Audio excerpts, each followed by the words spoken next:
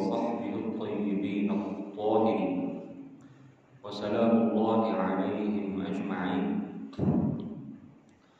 اللهم لا سهل إلا ما جعلته سهلا وأنت يا حي يا قيوم تجعل الحزن إذا شئت سهلا. اللهم ارزقنا الإخلاص في النية والقول والعمل ونعوذ بك من حال أهل النار. Ma'asyiral hadirin wal hadirat jamaah yang semoga kita semuanya senantiasa dirahmati oleh Allah Subhanahu wa taala. Puji syukur senantiasa kita panjatkan kepada Allah, salawat dan salam semoga tercurahkan kepada baginda Rasulullah, keluarganya, para sahabatnya dan orang-orang yang senantiasa tunduk dan patuh menjalankan ajaran-ajaran agamanya. Kembali kita bertemu dalam kajian tafsir ayat-ayat pilihan. Pada kesempatan pagi hari ini kita akan membahas ayat-ayat terpilih secara tematik,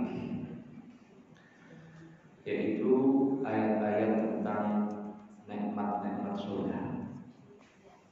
Karena beberapa hari ini sedang viral ya, ikutin kan? Sedang viral ada orang yang mengkritik atau mencerca secara pedas salah seorang ustazah yang tengah menjelaskan tentang nikmat surga. Ayat-ayat yang berbicara tentang nikmat surga, saat berbicara tentang bidadari dan seterusnya, ada kritikan atau bukan kritik sebetulnya, ada komentar yang ngawur, ya, ada komentar yang bernadakan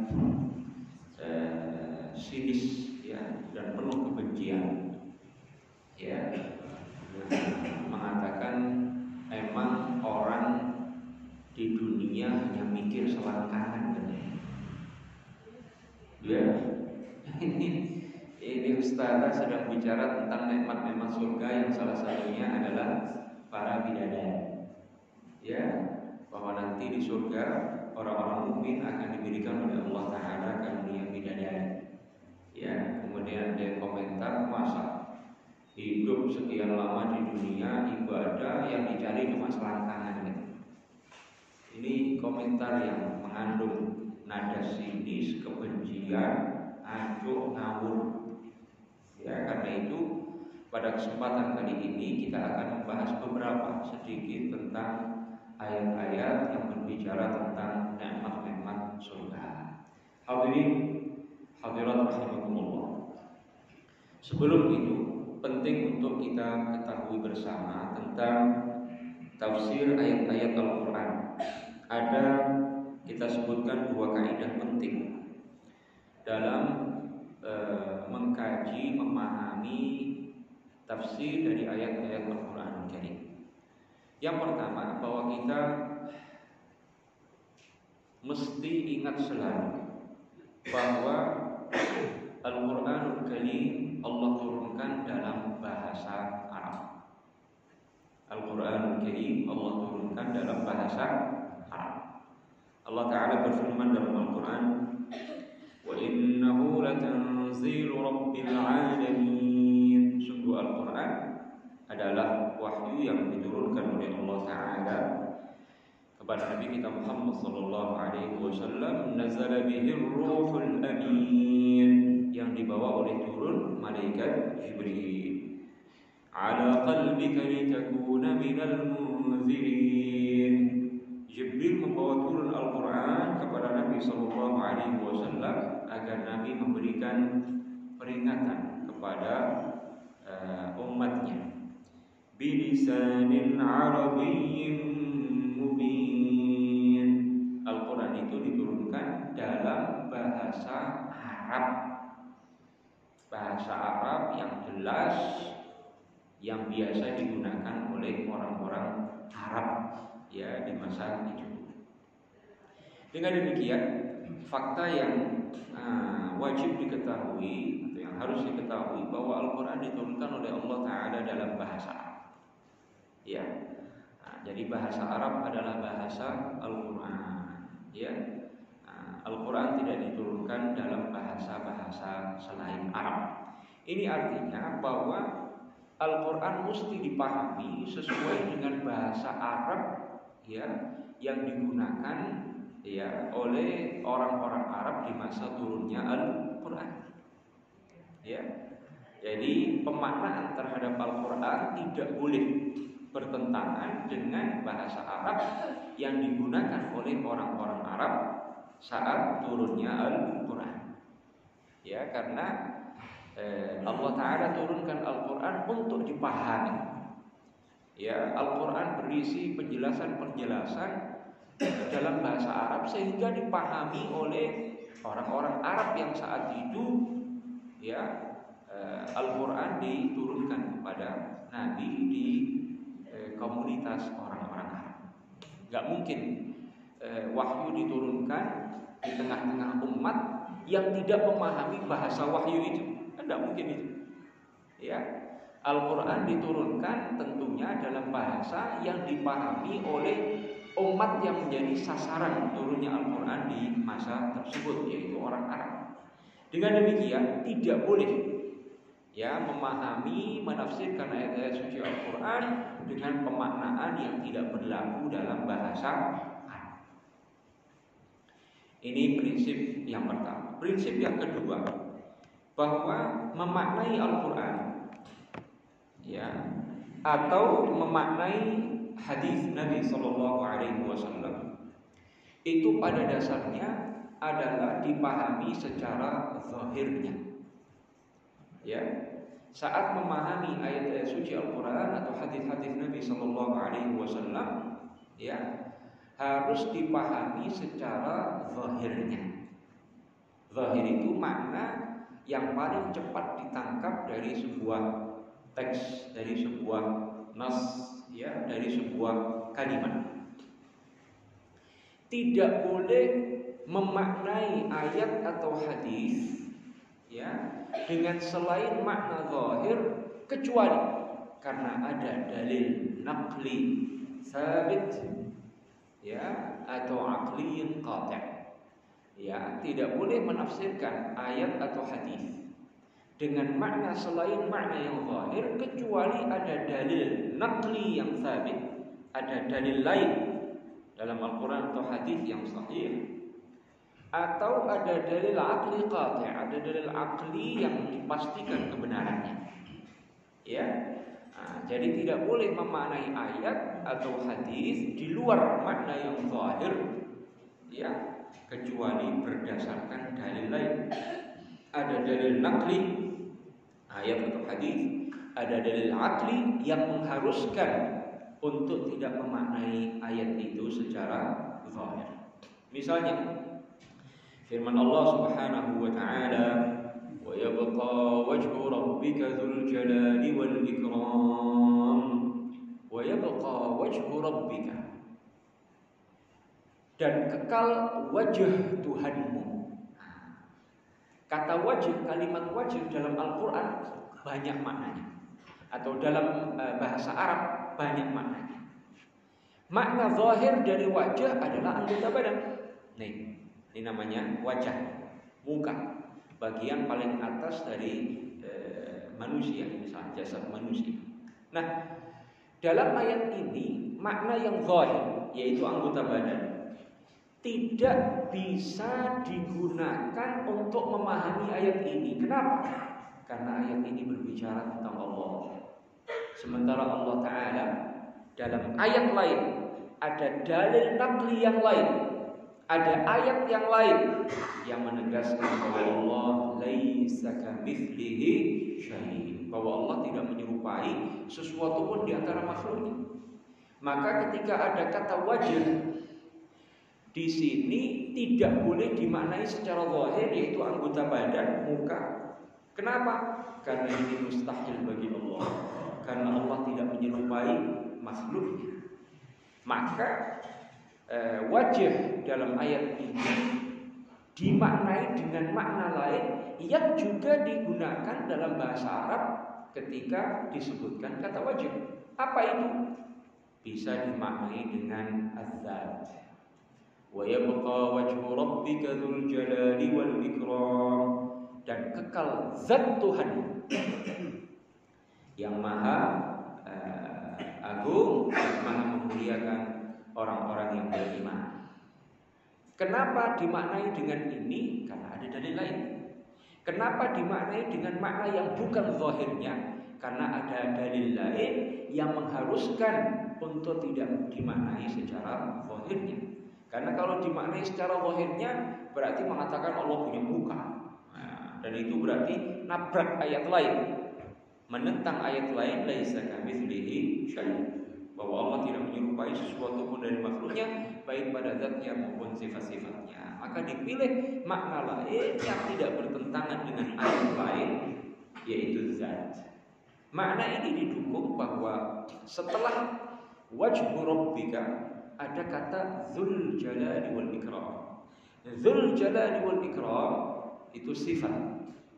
Nah, dzul jalali wal ikram tidak diperuntukkan kecuali bagi zat Allah. Makanya kalau kita berdoa ya dzal jalali wal ikram, maksudnya ya Allah. Berarti yang dimaksud dengan wajhu rabbika di situ adalah zatu rabbika, zat Allah Subhanahu wa taala. Ini contoh bahwa pemaknaan ayat-ayat di Al-Qur'an harus dimaknai secara zahirnya, tidak boleh ya main memaknai tidak secara zahir, kecuali ada dalil naqli, ayat atau hadis lain yang sahih, atau ada dalil aqli yang dipastikan kebenarannya yang mengharuskan untuk tidak dimaknai secara zahir. Tadi sudah kita contohkan wa yabqa wajhu rabbika dzul jalali wal ikram. Nah, berdasarkan dua kaidah ini, maka ayat-ayat yang berbicara tentang nikmat-nikmat surga itu harus dimaknai secara zahir. Ya, karena tidak ada dalil yang mengharuskan untuk tidak dimaknai secara zahirnya. Jadi dalam Al-Quran ini kan banyak ayat-ayat yang berbicara tentang nikmat surga. Ya, kulu washrabu hani'an bima aslaftum fil ayyamil khaliyah. Kulu washrabu, makan dan minum. Nanti dikatakan kepada penduduk surga, kulu washrabu hani'an bima aslaftum fil ayyamil khaliyah. Makanlah kalian, minumlah kalian yang enak di surga, bima aslaftum min fil ayyamil khaliyah, sebab amal-amal baik yang telah kalian lakukan di hari-hari kalian yang telah berlalu, yaitu di dunia. Tidak boleh dalam ayat semacam ini dimaknai makan minum itu maksudnya seneng, bergembira, bukan makan beneran, bukan minum beneran. Tidak boleh. Ya.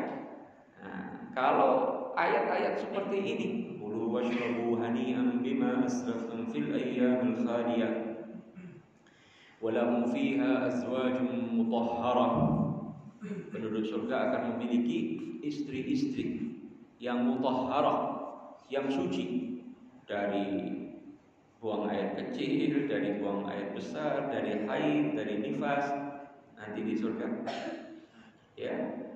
Nah, ayat-ayat seperti ini tidak boleh dimaknai, oh makan minum berarti kalau orang makan minum itu kan habis makan, habis minum kenyang, gembira, senang. Oh berarti kulu washrabu, dia coba maknai berarti bergembiralah dengan sesuatu yang bukan makan sebenarnya, bukan minum sebenarnya. Tidak boleh.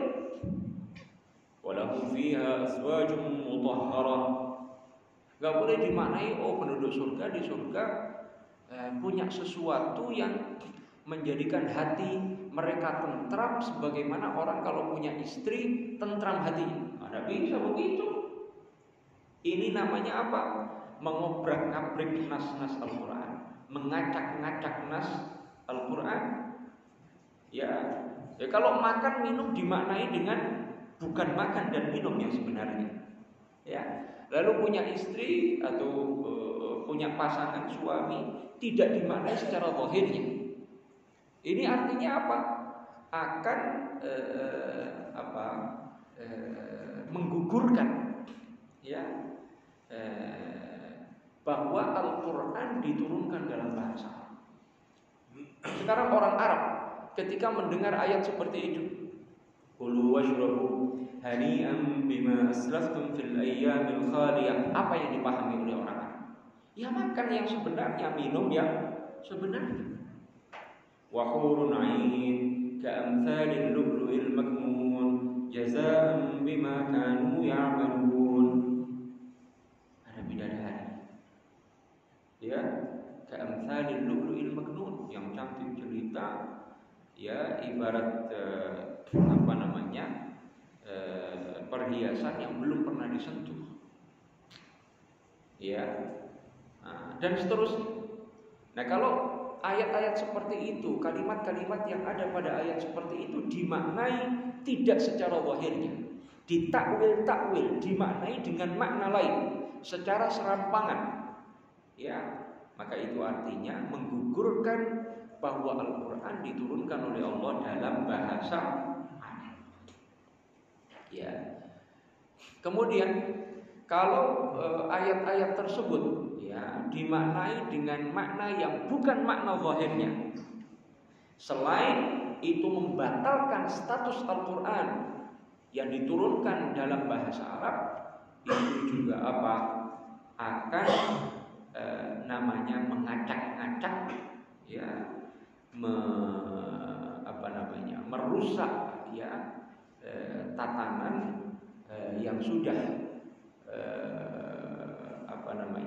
yang sudah lazim bahwa kalimat-kalimat itu digunakan secara makna zahirnya, kecuali kalau ada dalil yang mengharuskan untuk tidak dimaknai secara zahir.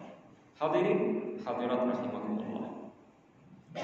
Secara singkat ingin kita tegaskan bahwa nikmat-nikmat yang ada di surga itu adalah lazzatun hissiyah, adalah nikmat-nikmat yang dinikmati secara fisik.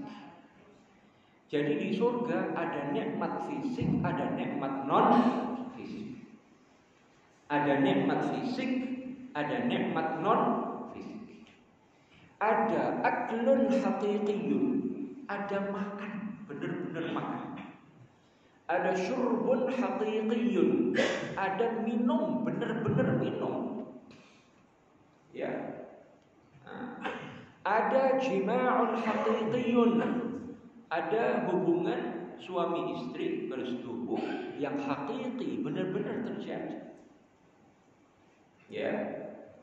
Jadi nikmat-nikmat surga itu beraneka ragam, macam-macam. Ya.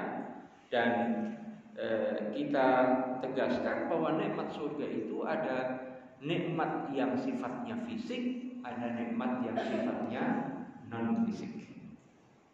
Ya, mulai dari nikmat-nikmat, misalnya dalam hadis Nabi Sallallahu Alaihi Wasallam, baginda Rasulullah Sallallahu Alaihi Wasallam bersabda, "Idza dakhala ahlul jannati al-jannah," ketika penduduk surga masuk surga, nada munadin, maka ada malaikat yang diperintahkan oleh Allah untuk berseru, "Inna lakum an tahyaw fala tamutu abada."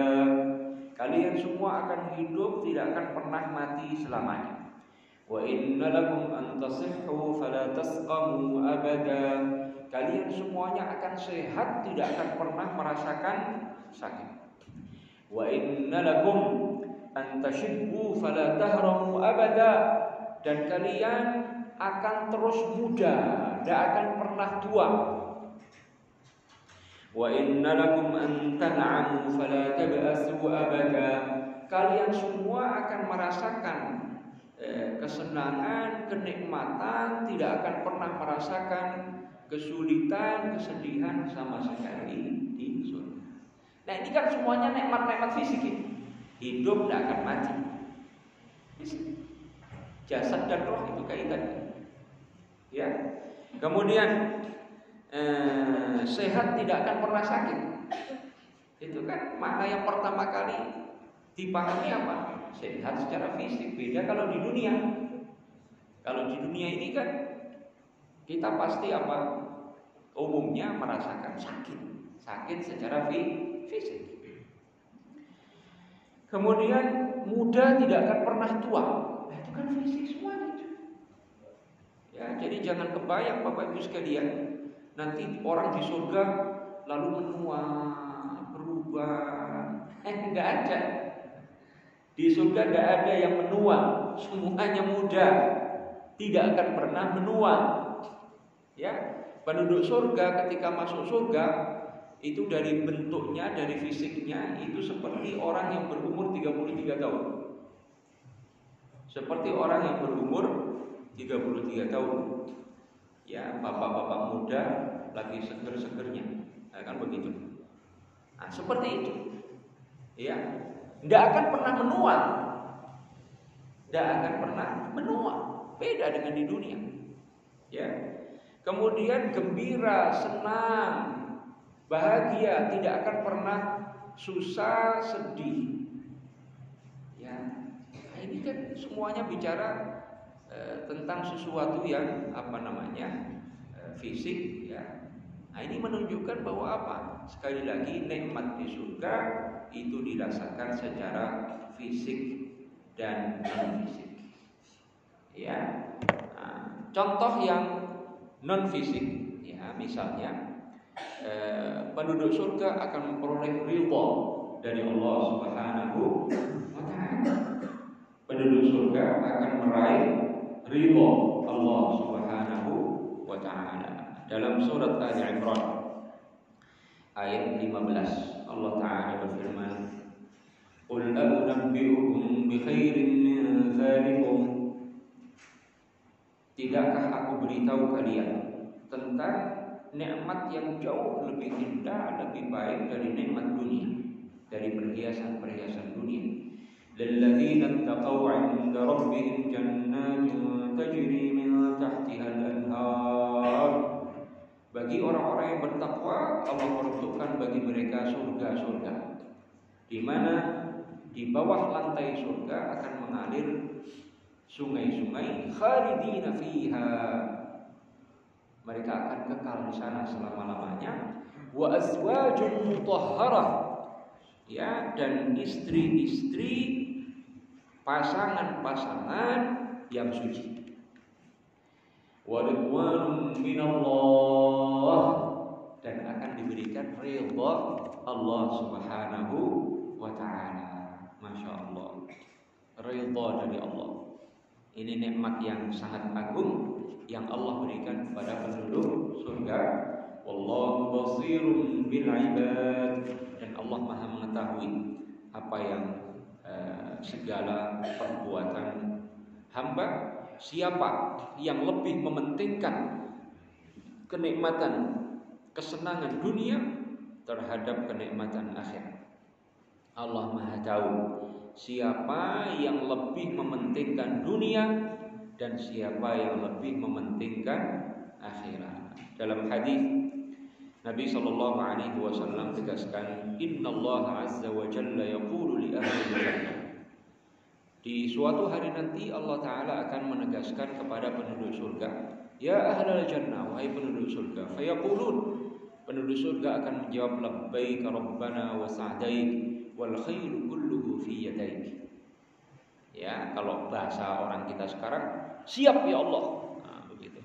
Nah, bahasa orang kita sekarang. Fayaqul, maka Allah Ta'ala menegaskan kepada mereka, hal raditum, apakah kalian sudah redha, sudah nerima, puas dengan nikmat-nikmat yang aku berikan? Maka penduduk surga akan berkata, ya Rabbi wa ma lana la narda. Ya Allah, kenapa kami tidak redha? Wa qad a'taytana ma lam tu'ti ahadan min khalqik. Dan engkau telah memberikan kepada kami apa yang tidak pernah engkau berikan kepada seorang makhluk, seorang pun di antara makhluk. Fayaqul, maka Allah tegaskan kepada mereka, ala u'tikum afdala min dzalik, tidakkah aku berikan kepada kalian sesuatu yang lebih utama dari nikmat-nikmat yang sudah diberikan itu? Fayaqulun, penduduk surga bertanya, wa Wa ayyu syai'in afdalu min dzalik? Emang ada ya Allah sesuatu yang lebih utama dari nikmat-nikmat yang sudah Engkau berikan kepada kami? Fayaqul, maka Allah Ta'ala tegaskan, uhillu alaikum ridwani, aku berikan kepada kalian ridhaku. Fala askhatu alaikum ba'dahu abada, maka aku tidak akan pernah murka kepada kalian selamanya. Waqila, dan dikatakan, innal 'abda idza 'alima anna Allah Ta'ala qad radiya 'anhu kana atamma li sururihi wa a'zama li farahihi. Maka ketika seorang hamba tahu ya bahwa dia memperoleh ridha Allah, ya kebahagiaannya semakin sempurna. Ridha Allah ya itu bukan sesuatu yang fisik. Jadi kesimpulannya, ya di surga itu ada nikmat fisik, ada nikmat non fisik. Ini tidak boleh diingkari, ini juga tidak boleh diingkari. Ya. Hadirin rahimakumullah. Jika kita hendak membahas tentang nikmat-nikmat surga, ya, kita surat-surat yang sering kita baca, ya, surat Ar-Rahman dan Al-Waqi'ah, itu banyak sekali gambaran tentang nikmat-nikmat surga. Ya, di surat Al-Waqi'ah itu juga surat Ar-Rahman, di antara isinya Allah Subhanahu wa taala berfirman,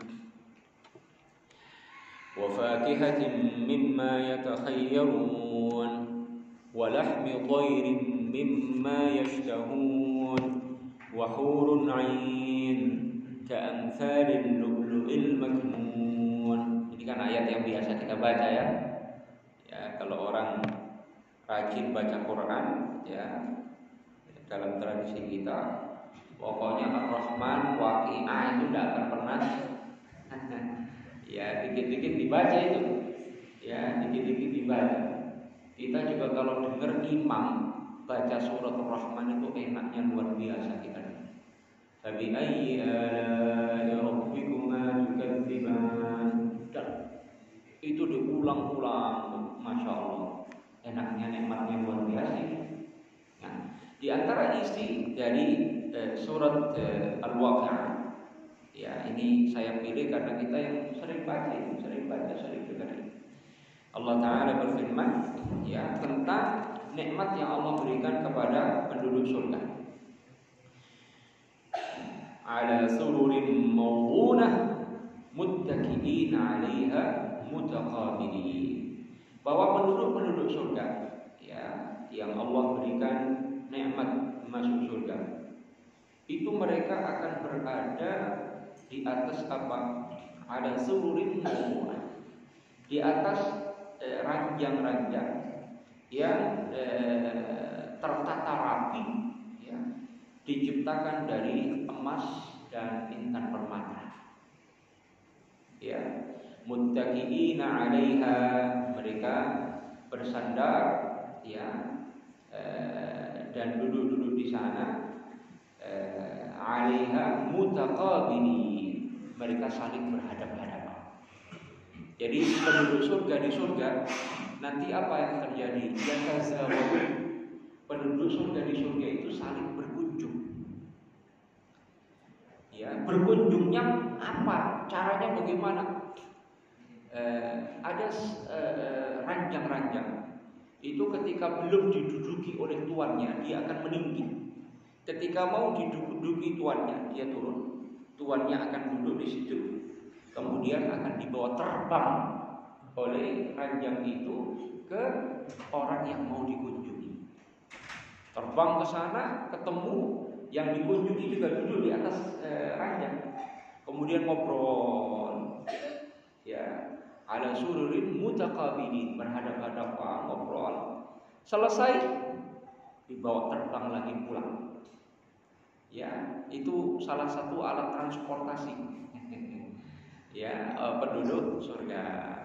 Kadang penduduk surga menaiki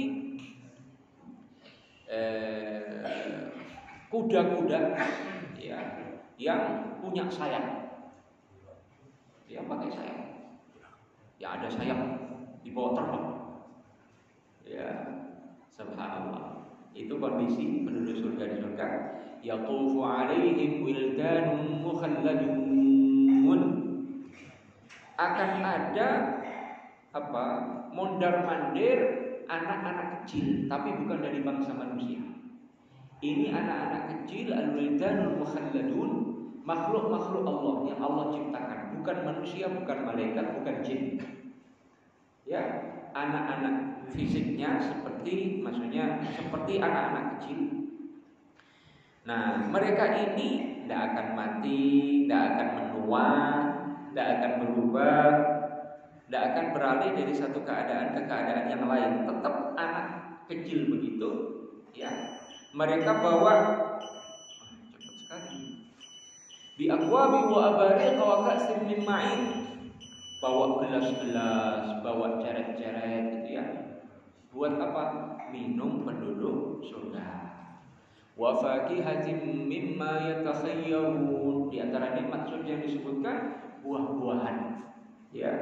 Maka mereka ya penduduk surga akan memilih yang diinginkan dan ngambil buah di surga tidak seperti di dunia. Kita kalau mau ngambil buah di pohon itu caranya kan manjat atau nyogrok ya, atau ngelempar pakai batu. Ini kita kecil ngalamin semua ya. Cuma pohonnya siapa? Pohon orang. Ya, lempar batu atau nyogrok pakai bambu atau kayu, ya, atau manjat, kan begitu. Di dunia kan begitu, di surga tidak begitu.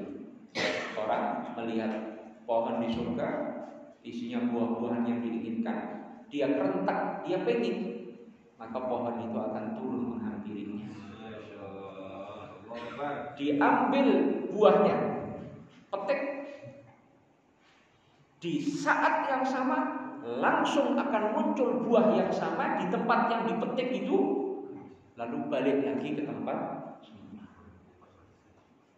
Di sana buah-buahan semuanya matang semuanya, tidak ada mangga muda.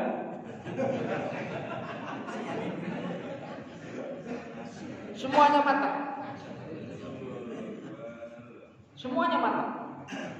Dan tidak mengenal musim. Nggak ada di sana giliran musim duren, musim rambutan. Kalau di luar musim itu tidak ada.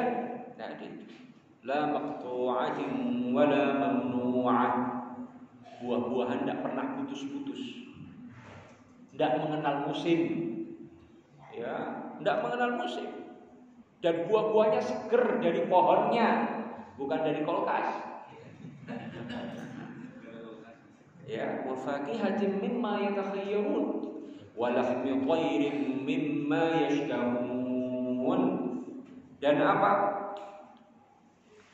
Daging burung-burung yang mereka inginkan. Penduduk surga kalau lewat burung nih, terlintas di pikiran, wah ini kalau jadi sate enak ini. Itu burung akan jatuh dalam bentuk sate. Ya. Dimakan oleh penduduk surga, habis, yang tersisa tinggal tulang-tulangnya. Itu tiba-tiba utuh kembali seperti sedia kala, terbang lagi. Walahmi thayrin mimma yashtahun. Masya Allah. Wa hurun 'ainun ka'amsalil lu'lu'il maknun jazaa'an bima kanu ya'malun. Di antara nikmat yang Allah berikan kepada penduduk surga ada bidadari-bidadari. Seorang mukmin, seorang muslim laki-laki minimal dapat 2 bidadari. Minimal dapat 2 bidadari. Wa hurun 'ain. Apa makna wa hurun 'ain? Hur itu artinya matanya bagian hitamnya sangat hitam, bagian putihnya sangat putih. Mata bidadari itu yang hitamnya hitam sekali, yang putihnya putih. Indah sekali. Wa hurun 'ain artinya wasi'atul 'uyun. Matanya besar. Blolok-blolok kalau orang Jawa bilang. Ya, jadi ideal lah gitu ya, yang diidam-idamkan oleh seorang laki-laki. Ka'amsalil lu'lu'il maknun.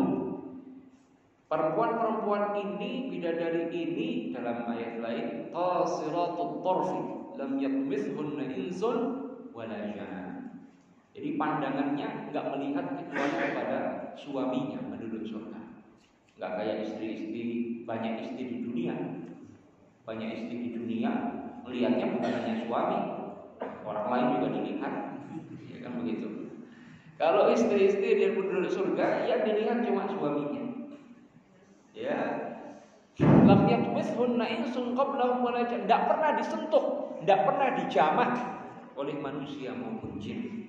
Ka'amsalil lu'lu'il maknun.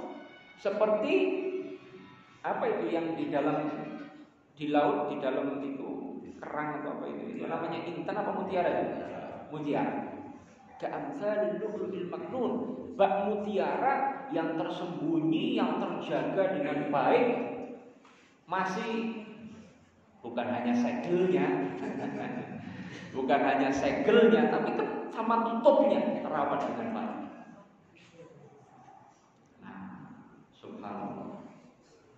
Dan bukan berarti tidak punya istri dari bangsa manusia. Setiap penduduk surga akan punya istri dari bangsa manusia dan dari bidadari. Ya, minimal laki-laki dapat 2 orang bidadari.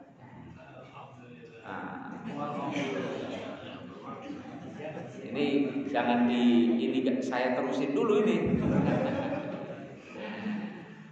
Setiap digauli perawan lagi. Enggak kayak di dunia. Jadi setiap berhubungan terasa perawan. Kemudian Allah berikan kemampuan penduduk surga sehari bisa berhubungan dengan 100 kali bisa berhubungan. Nah ini nggak main-main, ini dijelaskan dalam hadis-hadis Rasulullah Sallallahu Alaihi Wasallam. Ya, benar-benar nggak kenal libur, Pak. Kalau di dunia kan tiap bulan libur itu. Di sana nggak pakai ada, nggak ada libur.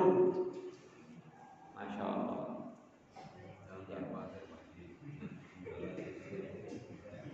Bahkan Nabi tegaskan mafil jannati azab, di surga tidak ada yang jomblo, tidak punya pasangan. Bahkan yang lahir lalu umur sehari mati, di sana masuk surga dalam kondisi dewasa seperti orang berumur 33 tahun tadi. Lalu dinikahkan dengan perempuan dari bangsa manusia, begitu juga sebaliknya. Kalau perempuan dinikahkan dengan pasangan laki-laki dari bangsa manusia.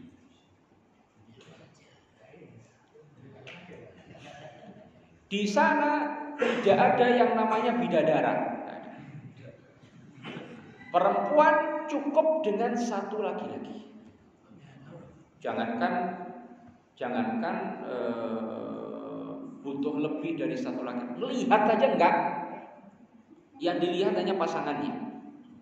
Allah jadikan perempuan cukup dengan 1 suami, dan Allah berikan nikmat kepada laki-laki lebih dari 1 perempuan.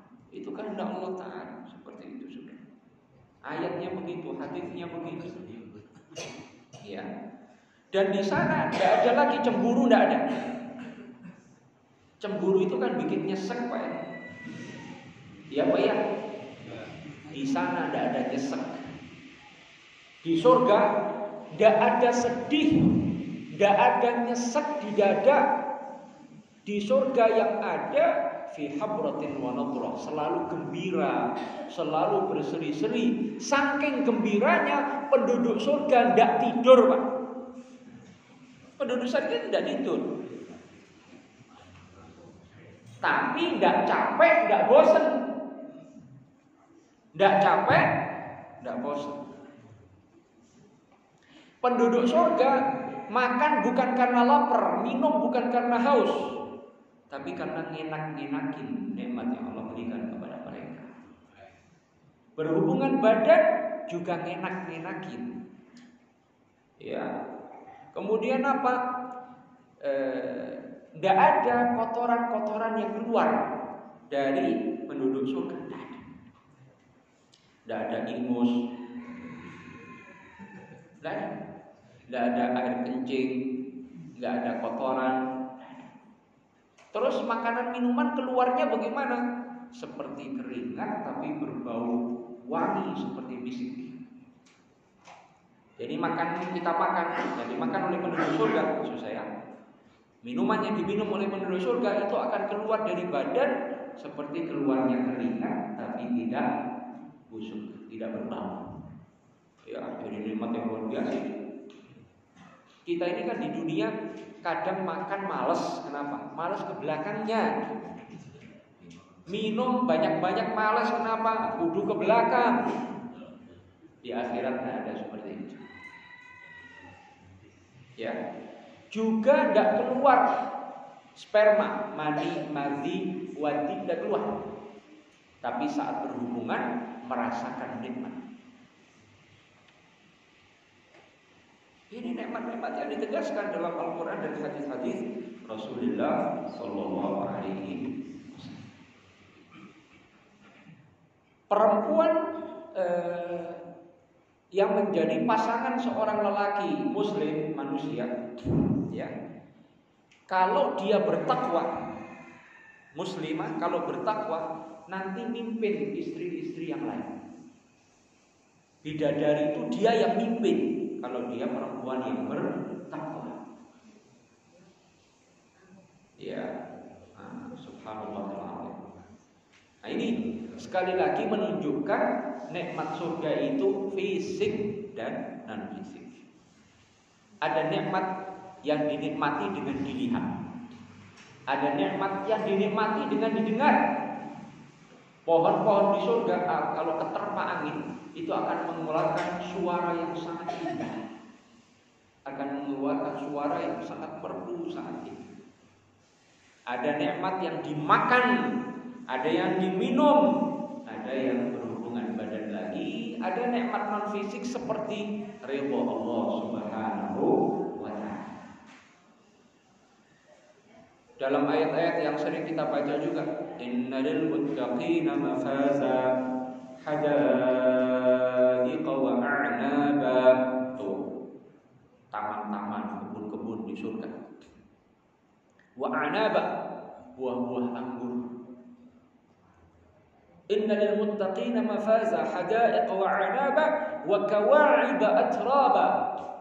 Kawa'ib itu artinya perempuan-perempuan, ya, yang masih gadis-gadis, yang lagi yang lagi ranum-ranumnya, ya, yang payudaranya lagi montok-montoknya. Nah ini Quran ini ya, saya harus sampaikan.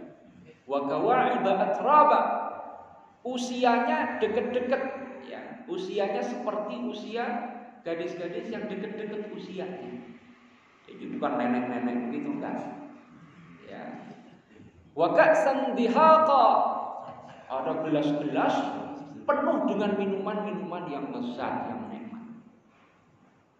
Ya.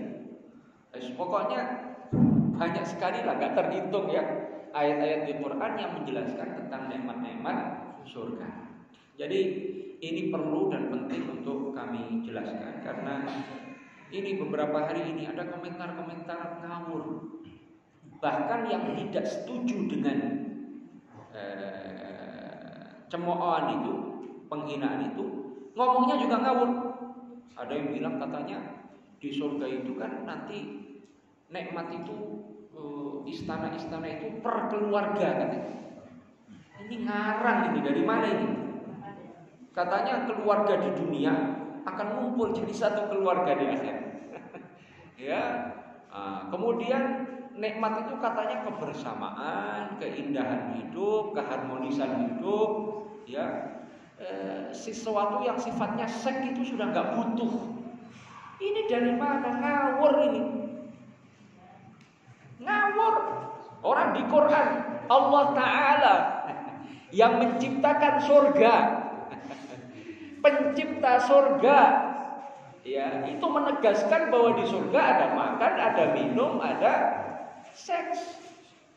Lo kok tidak percaya itu, lo merasa lebih tahu dari pencipta surga itu bagaimana itu?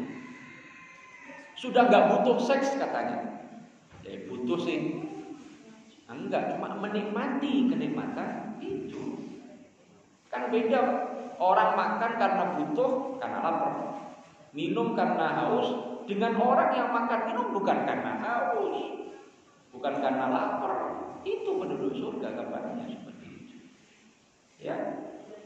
Nanti kalau antum baca Quran, ya mempelajari maknanya, tafsirnya kepada guru yang terpercaya, jangan dimaknai sendiri.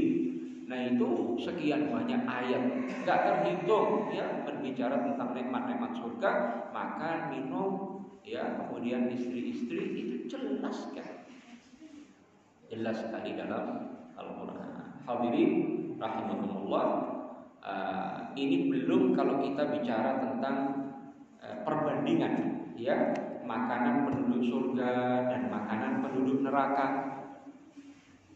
ya. Pakaian penduduk surga, pakaian penduduk neraka,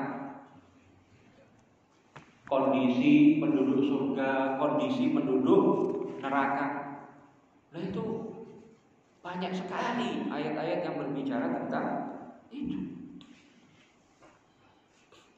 Apa yang didengar oleh penduduk surga, apa yang didengar oleh penduduk neraka, macam-macam. Ya kalau bahasa kita, perabotan-perabotan di surga, perabotan-perabotan, ya, di istana-istana di surga. Nah, itu banyak sekali ayat-ayat yang berbicara tentang itu. Ya, insya Allah pada kesempatan lain akan kita bahas. Ya, saya kira ini materi yang bisa kami sampaikan. Waktu membatasi kita. Sebelum kami tutup, barangkali ada 1-2 pertanyaan kami persilahkan. Ya, silakan Pak. Waalaikumsalam. Pada saat manusia dibangkitkan, ya, itu dalam bentuk jasad dan ruh, sebagaimana Allah menciptakan Nabi Adam di surga dalam jasad dan ruh. Seperti itu. Ya. Jadi manusia dan jin saat dibangkitkan dari kuburan masing-masing, kebangkitan itu apa artinya? Kebangkitan itu artinya Allah Ta'ala mengembalikan jasad yang punah menjadi utuh kembali. Kama bada'na awwala khalqin nu'iduh. Sebagaimana Allah menciptakan makhluk dari tidak ada sama sekali menjadi ada, Allah akan kembalikan itu makhluk setelah jasadnya punah kepada kondisi semula. Itu kalau yang jasadnya termasuk jasad yang punah. Karena ada jasad-jasad yang tidak punah, jasad para nabi tidak punah, jasad orang-orang yang mati syahid tidak punah, jasad sebagian aulia meskipun di kuburan ribuan tahun tidak akan punah. Sebagian aulia, tidak semuanya. Nah, yang punah diutuhkan kembali. Yang tidak punah, ya tetap jasadnya seperti sedia kala. Kemudian setelah itu apa? Roh disatukan dengan jasad. Itu yang namanya kebangkitan. Jadi mengembalikan jasad yang punah, ya, menjadi utuh kembali, lalu disatukan roh dengan jasad, atau jasad yang tidak punah dimasukkan roh lagi ke jasad tersebut, lalu berdiri keluar dari kuburannya. Ya. Kemudian yang penting untuk kita ketahui, ketika nanti masuk surga, postur tubuh kita tidak seperti begini. Postur tubuh kita seperti postur tubuh Nabi Adam. Tinggi kurang lebih 30 meter. Sorry, bukan 30 meter. 60 iya, 30 meter. Nah, benar. 30 meter tinggi badannya, lebar badannya 3,5 meter. Besar sekali. Itu postur tubuh Nabi Adam seperti itu, Pak. Nanti yang perempuan juga sama, menyesuaikan dengan laki-laki. Hawa itu menyesuaikan dengan postur tubuh Nabi Adam alaihissalam. Kemudian semuanya di sana tampan cantik. Yang di dunia buruk rupa, di sana jadi tampan, jadi cantik. Loh iya, nggak kayak model-model begini. Ya, tampan cantik semuanya. Bahkan yang laki ada kemiripan dengan Nabi Yusuf, saking tampannya. Yang perempuan juga cantik jelita. Yang hitam jadi putih. Loh iya. Jadi yang hitam di dunia nanti di surga jadi putih. Tapi tetap ada ciri khas yang membuat kita saling kenal. Waktu di dunia yang saling kenal, nanti di sana kenal juga. Bukan kok, lah ini siapa, ini siapa. Tetap ada ciri khas yang membuat kita bisa saling mengenali. Nah, Allah ala kulli syai'in qadir. Allah Maha Kuasa, Pak, atas segala sesuatu. Ya. Dalam Al-Qur'an dikisahkan bagaimana Uzair, bagaimana Ashabul Kahfi ribuan tahun mati. Ya, dihidupkan masih muda. Coba kemana ini? Itu di dunia itu. Peristiwa Ashabul Kahfi, peristiwa Uzair itu di dunia. Orang mestinya umurnya tua. Uzair ternyata masih muda, padahal sudah ratusan tahun. Ashabul Kahfi jasadnya masih utuh, padahal sudah berlalu sekian. Itu di dunia, Pak. Bagaimana di akhirat? Allahu Akbar. Ya. Jadi fisiknya penduduk surga seperti itu. Masya Allah. Makanya mungkin kita mikir ya, kalau segede itu rumahnya segede apa istananya? Saya tegaskan, dalam hadis disebutkan penduduk surga yang masuk surga terakhir. Jadi udah disiksa di neraka sekian lama itu. Ini kloter terakhir, bukan kloter, satu orang. Penduduk surga yang terakhir saat masuk surga dikatakan kepadanya, udkhulul jannah fa innaka fiha mithlat fa innaka ad-dunya wa 'ashrata amthali. Sana masuk surga. Kamu dapat jatah seluas dunia dan 10 kali lipatnya. Seluas dunia dan 10 kali lipatnya. Itu kaplingnya di surga sedikit. Maksudnya jatahnya di surga seluas dunia dan 10 kali lipat lagi. Mungkin orang akan bertanya, gimana nikmatinya itu? Loh, sekali lagi kita penduduk surga kan jadi besar gitu. Ya, setiap jengkal di surga akan dinikmati oleh dia. Pandangan penduduk surga tidak seperti pandangan orang sekarang. Pandangan penduduk surga itu jarak 1000 tahun seperti telapak tangan. Jadi jarak pandangnya itu jauh sekali.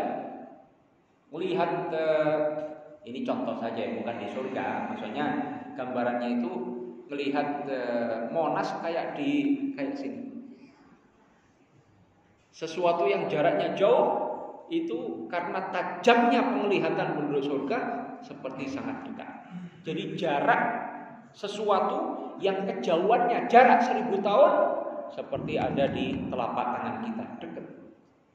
Gambaran penglihatannya.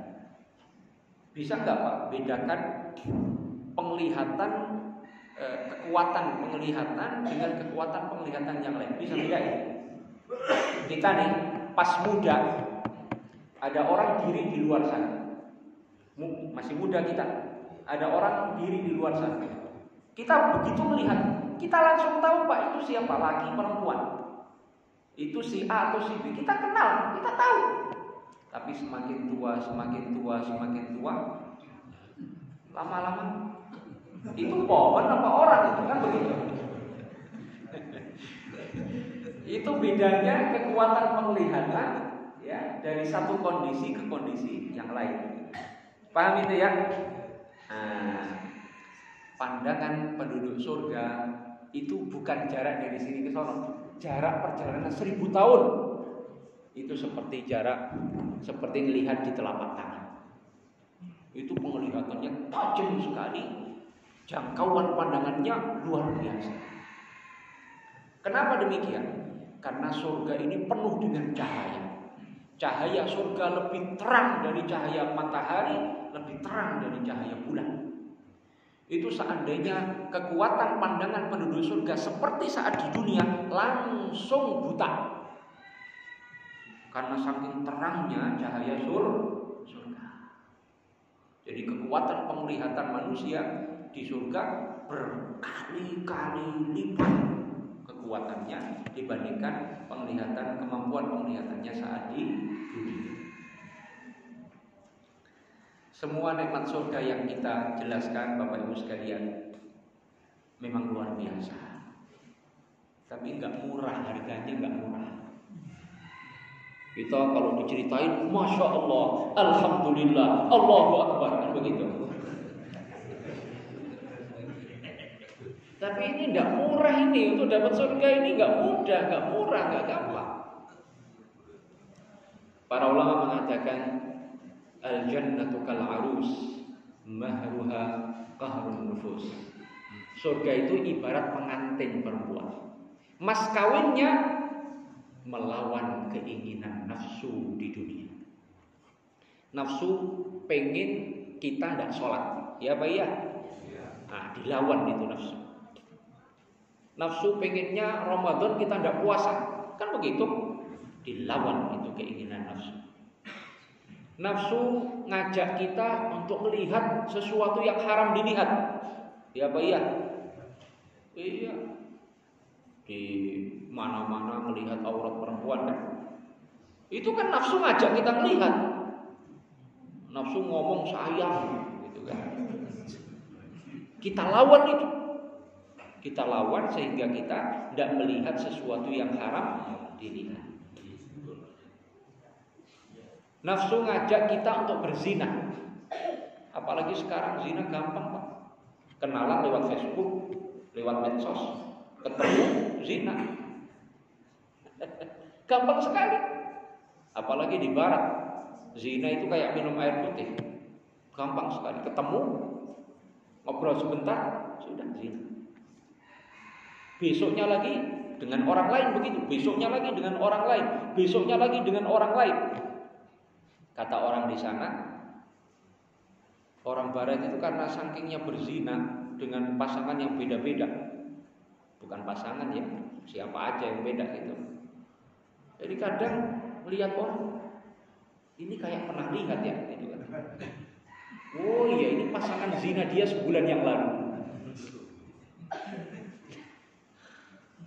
Auzubillah, sampai seperti itu.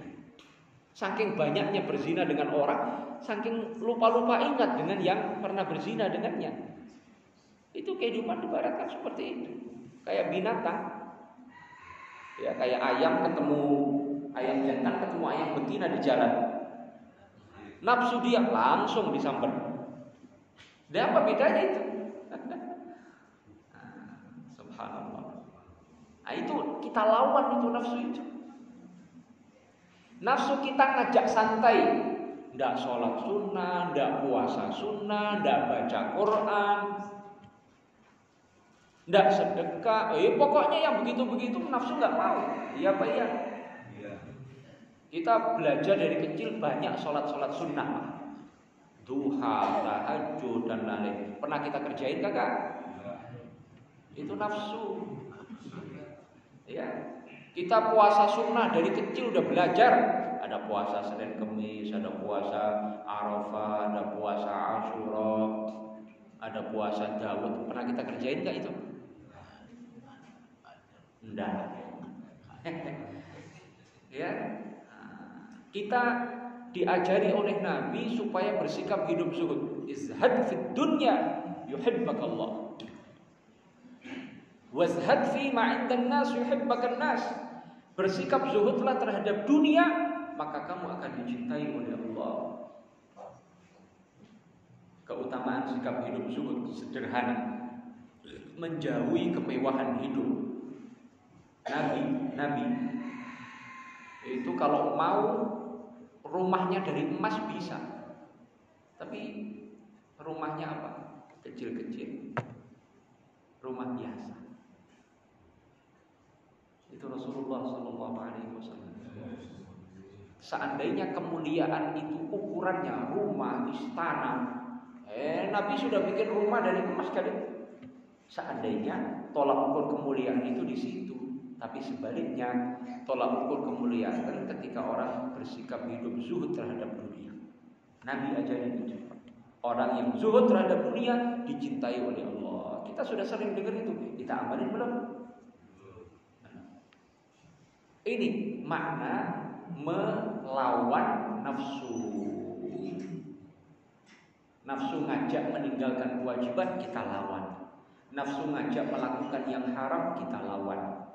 Nafsu ngajak bersantai-santai, kita lawan. Itu mas kawin untuk memperoleh surga. Nah itu yang harus kita pikirin.